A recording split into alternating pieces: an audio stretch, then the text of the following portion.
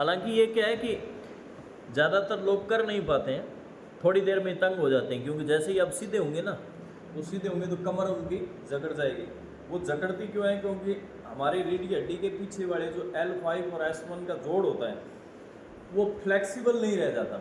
ज़्यादातर कमर दर्द भी उसके कारण से ही होते हैं कि हमारा जो पीछे का जोड़ है वो फ्लेक्सिबल नहीं है। फ्लेक्सिबल नहीं है तो थोड़ा सा ही कहीं झुके नहीं, झुकते ही फिर वहाँ से वापस उठता नहीं है तो नर्व कंप्रेशन पड़ के दर्द आ जाता है। अब इसमें जैसे लगातार ऐसे बार बार ऐसे, अब जब हम करते हैं ना, ऐसे गए फिर सीधे हुए, फिर ऐसे गए फिर सीधे हुए, फिर ऐसे गए फिर सीधे हुए। अब हम उस जगह को पीछे हिप जॉइंट के पास के जो जोड़ है उसको हम राइट कर रहे हैं। वो जोड़ राइट होगा तो ऐसी स्थिति में पैर की स्थिति, कमर की स्थिति और पेट की स्थिति तीनों की सुधरती है। यहाँ गए। अब इसमें क्या है कि ज़्यादातर महिलाएं पुरुष बेईमानी करते हैं, क्योंकि थोड़ी सी दर्द आता है उनको, खिंचाव पड़ता ही वो उसको छोड़ देते हैं कि नहीं जी डॉक्टर साहब ने कहा है कि झुकना तो है ही नहीं। उन्हें पता है कि विशेखर योगपीठ में कोई डॉक्टर थोड़ी, ये तो योगा वाले, इनको क्या पता। वो ब्रह्म वेदों को दिखा लेते हैं बड़े बड़े, तो झुकना बंद। अब झुकना बंद करने से फिर क्या होगा, वो और टाइट हो जाएगी। और टाइट हो जाएगी तो फिर और टाइट होते होते होते होते उसका कल्याण इतना हो जाएगा कि फिर कुर्सी चाहिए उनको बैठने के लिए, किसी के मातम में भी, और बेड आदि का सहारा उनको लेना ही पड़ेगा, क्योंकि नीचे बैठ करके कह देंगे उठना नहीं। तो जब आप इन पर काम करते हैं तो ये सुधार 100% सुधार होता ही होता है इनमें।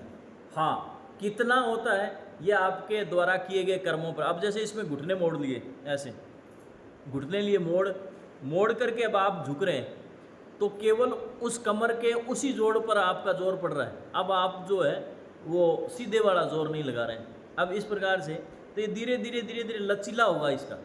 हाँ, जिसको ऑलरेडी फिर वापस सीधे हो जाएगा, 2-3 के बाद में सीधे होंगे तो फिर वो कमर में उसी जगह पर जोर पड़ा, फिर वो तीखा सा जोर महसूस होगा वहाँ। वापिस हुए, वापिस होकर के थोड़ा सा पीछे, तो वो अब उसकी स्थिति क्या है कि वो मतलब ब्लड सर्कुलेशन उस जगह होता नहीं है, एकदम टाइट मांस हो जाता है, दबाव पड़ जाता है, सीधा जल्दी से होता नहीं सीधा होता। तो फिर अगर एक्सरसाइज नहीं करेंगे तो धीरे धीरे धीरे नर्व कंप्रेशन और वहाँ पर फूटन पैदा होती है, जिसको डिस्क प्रोलैप्स बोलते हैं या डिस्क हर्निएशन बोलते हैं, जिसके डिसऑर्डर हो जाते हैं। और बार बार जब आप ये करते रहते हैं इस प्रकार से, तो चाहे वो दर्द है आपके, इस साइड से भी कर सकते हैं, जैसे ऐसे ये वाला जो अभ्यास है, ये अभ्यास भी रीढ़ की हड्डी के पीछे वाले हिस्से को, पेट को, पीठ को, इनको ठीक करने वाला अभ्यास है। करो ऐसे साइड में इस प्रकार से। ये ज़्यादातर कमर की तकलीफें। अब पंगा क्या है, इधर से तो ओबेसिटी, इधर से कमर दर्द, इधर घुटने में तकलीफ, इधर ब्लड प्रेशर, इधर शुगर। अब डॉक्टर साहब कहते हैं कि आपके घुटने में तकलीफ है, वजन कम करो। किसी के कमर में तकलीफ है तो वजन कम करो। अब करे वो काहे से, घुटने से दिक्कत, तो ज़्यादा चलने में दिक्कत आती है, वॉक नहीं कर सकते वो लोग। और कमर में तकलीफ तो योगा आदि में उनको परेशानी आने लग जाती है। तो पहला कार्यक्रम क्या होता है, पहले तो उसी जगह को ठीक करो, उसकी रिपेयरिंग ठीक होगी तो फिर आगे वाले चैप्टर होने लग जाते हैं। लेकिन इनमें सब में सुधार संभव है। अच्छा, इसमें यह भी नहीं है कि कोई अभी आपको कर रहे हैं तो अभी अभ्यास करना है, ये नहीं। जिसके कमर में स्टिफनेस ज़्यादा है, घुटनों में तकलीफ ज़्यादा, वो दिन में घर पे रात को 12 बजे अगर उसको लगता है स्टिफनेस आ रही है, उठे और टेढ़े मेढ़े थोड़ी देर हुए तो वापस वो ब्लड सर्कुलेशन ठीक कर लेगा, फिर उसके 2-4 घंटे ठीक निकल जाएंगे। ये सारी चीज़ें कर सकते हैं। अब इसमें साइड में जैसे बैंड करते हैं, ये रीढ़ की हड्डी के साइड को ओपन करने वाला अभ्यास है, ऐसे। अच्छा, वैसे ये जो अभ्यास है वो किसके लिए, त्रिकोणासन, ये किसके लिए आ रहा है, तो साइड वाली जो फेट है इसको ये रिड्यूस करने वाला अभ्यास है। इधर से ये रिड्यूस करेगा, लेकिन इधर पीछे रीढ़ की हड्डी है तो उस रीढ़ की हड्डी के मणकों में जो साइडों में अगर कम मतलब हार्डनेस है तो उसको ये ठीक करेगा, नर्व कंप्रेशन को ठीक करेगा, रिलैक्सेशन उसमें मिल जाएगा। और इधर से आपने इस पर दबाव डाला तो साइड में जो फेट जमी हुई है या पेट के अंदर कोई तकलीफ है, गैस्ट्रिक एसिडिटी की तकलीफें हैं, तो उनको ये ठीक करने वाला अभ्यास भी हो जाता है ऐसे। और फ्लेक्सिबिलिटी इससे ऑलरेडी इंक्रीज होती है।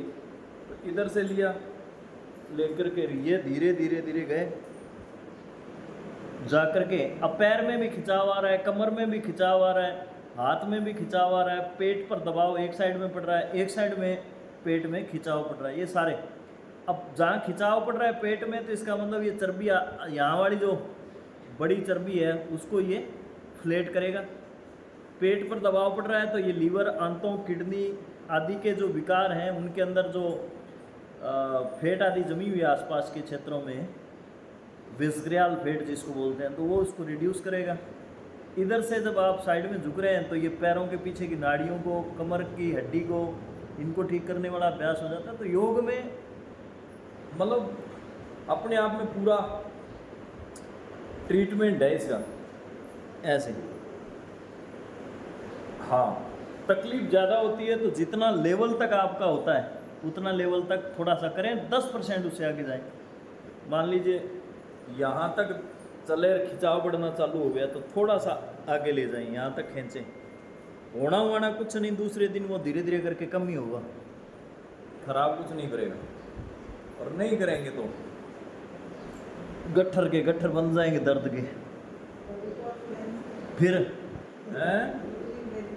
वेरिकोज में यही तो है अभ्यास।